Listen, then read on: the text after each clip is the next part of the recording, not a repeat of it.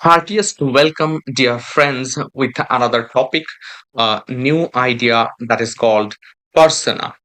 It is a literary device which we need to understand very meticulously with different examples. This device, this particular literary term, gives us insight of different aspects of a literary text and also the people that are involved in it, either the writer or the writer who creates a different idea or a sort of another person in the literary pieces, either it is a poetry or novel or essay, whatever. So now we are going to understand what is called persona with the explanation of the examples. Without wasting time, let us understand what is actually persona. The term persona has been derived from the Latin word persona, which means the mask of an actor. Therefore, etymologically linked to the dramatis personae, which refers to the list of characters and cast in a play or drama. It is also known as theatrical mask. It can be defined in a literary work as a voice or assumed role of a character, which represents the thoughts of a writer or a specific person the writer wants to present as his mouthpiece. The persona, pluralized as personae or personas, is a chosen voice by which a work of story is told, always for a storytelling purpose. A persona can also be a character or mask someone, like a performer, for instance, puts on for the purpose of elevating their work and or concealing their own identity. So persona is used to conceal the real identity of the writer or author. These are basic examples of persona, like a book's narrator, Beyonce's alter ego, Sasha Fierce, public facing behaviors and personalities, which may shift depending on whom you are surrounded by. So, leaving these examples, we have to understand bit by bit what is persona and what kind of type, or what are the types of persona specifically. And after that, we are going to explain bit by bit each persona with the different examples from literary texts. Now, types of persona. In the next slide, they are not really types of persona, only the different meanings of persona. Now, in that, the first one is character. If you look at the beginning of any play, you will see the dramatis personae, the list of all the characters, the personae. Novels also have dramatis personae, although they are usually not listed. Some novels might show you an illustration of a family tree. Every work of literature, dramatic, prosaic, or poetic, has characters or at least one, the narrator, at minimum. Every literary work has persona. So the character is associated with persona. In the next, we understand what is voice. When an author writes a first person narrator, he or she needs to adopt a particular voice, a verbal personality for that narrator. This is also a persona, but only when the narrator is a character, even if we don't know their names. To be a persona, the narrator must simply have a personality and identity, which is not supposed to be that of the actual author. We don't use the word persona for the voice of the actual author. There must be a voice which is included in the text, may not be the real author. So there is no hard and fast rule that the voice must be of the real authors. The voice may be someone else's. That is a voice is equal to a persona. To the next is a fake personality. When you go out in public, you dress a certain way, you talk in a certain way, act in a certain way. All of these behaviors change depending upon whom you meet and what impression you want to make on them. These personalities are your public persona. So when you meet in the public or with the public in a public place, you appear different performances, characters. So these are public personality or fake personality that you always wear on yourself. From this, we have to move to the examples of different literary texts by different literary authors. There are certain examples from Shakespeare to J.K. Rowling I have gathered with certain definite texts, and we are going to discuss how there are personas or different persona included in those texts. The first one is definitely of Shakespeare's Romeo and Juliet, dramatis persona of for Shakespeare's Romeo and Juliet. Now, if you can watch very closely, this is the list of the characters. And now, what are those characters? Montague, Capulet, heads of warring households. Romeo, son to Montague, Mercutio, kinsman to the prince and friend to Romeo. Friar Lawrence, an apothecary, Lord Montague, Lady Capulet, Juliet, citizens of Verona, maskers, guards, watchmen, and attendants, after all. So these are called dramatis personae. So the characters are mentioned and listed, and those characters are called the dramatis personae. This is one type of persona. The second example is obviously of My Last Duchess by Robert Browning. Here, this is a stanza, the first few lines.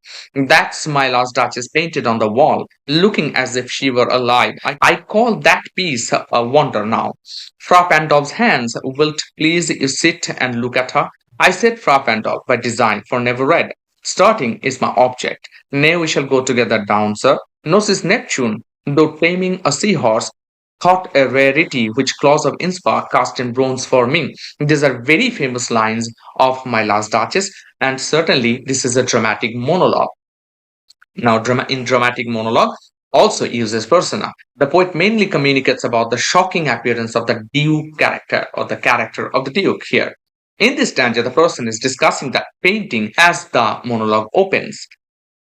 Through simple technique, the poet describes the superficiality of the Duke's character, though it seems to be the voice of the poet put into the mouth of the Duke. So, Duke is speaking, but the voice of the poet as if heard from the background.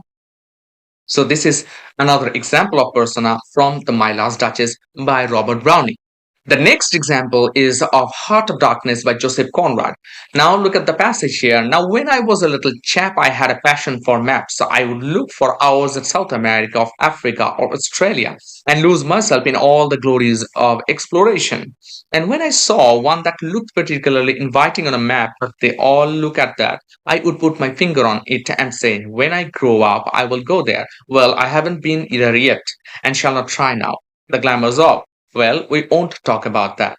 Now, this is a speech of Marlowe in The Heart of Darkness, and Marlowe is probably one of the most famous person example in the novels.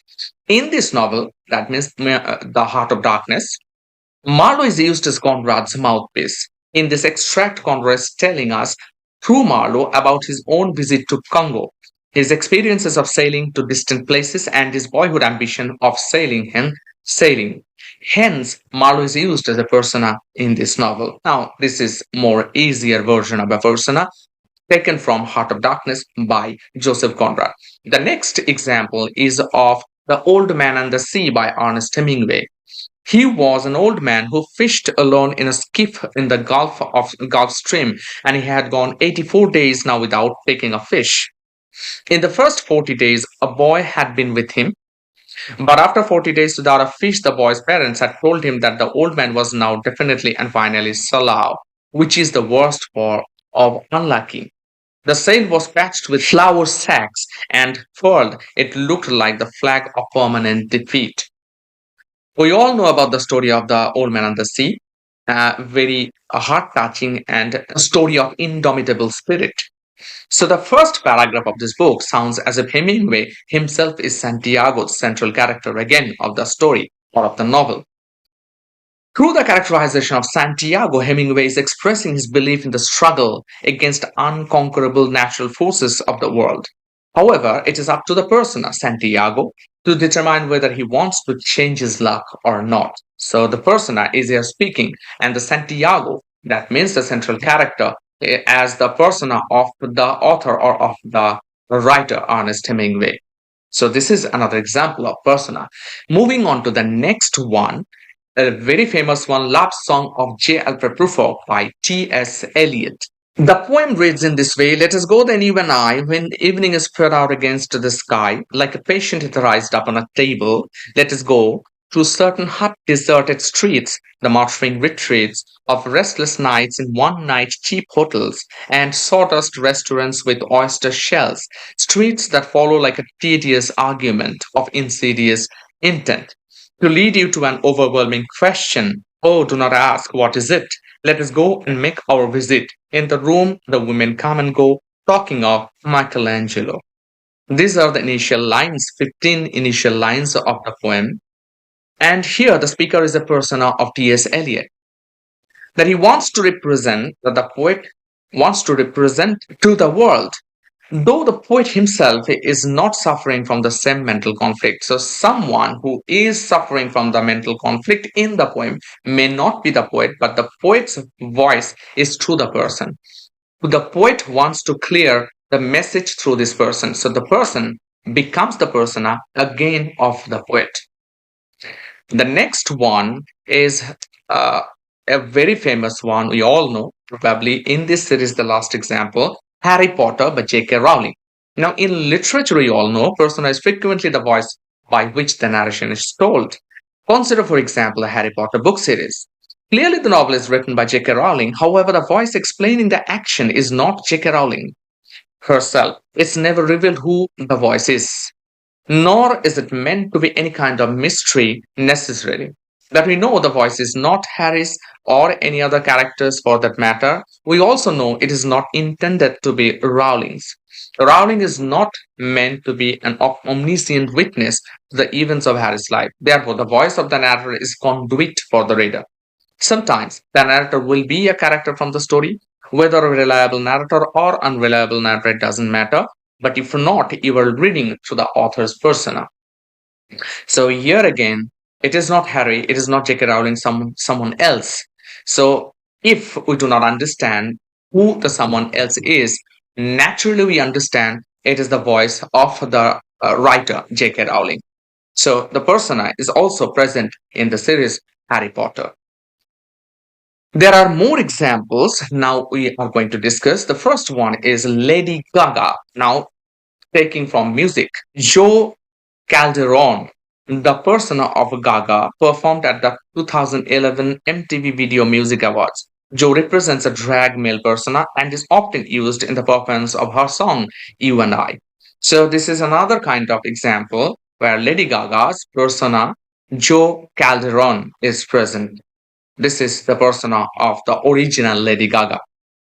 The second example is of Sylvia Plath's Daddy, a very famous poem. And in this powerful poem, Plath assumes the persona of a speaker who addresses her father who died when she was young.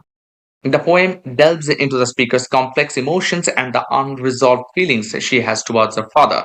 So maybe someone has the grudge against her father, but the poetess tries to describe that as if it seems to us that the poetess has the same grudge against her father. So this is the use of persona in the poem Daddy. The next example is of Mark Twain's The Adventure of Huckleberry Finn.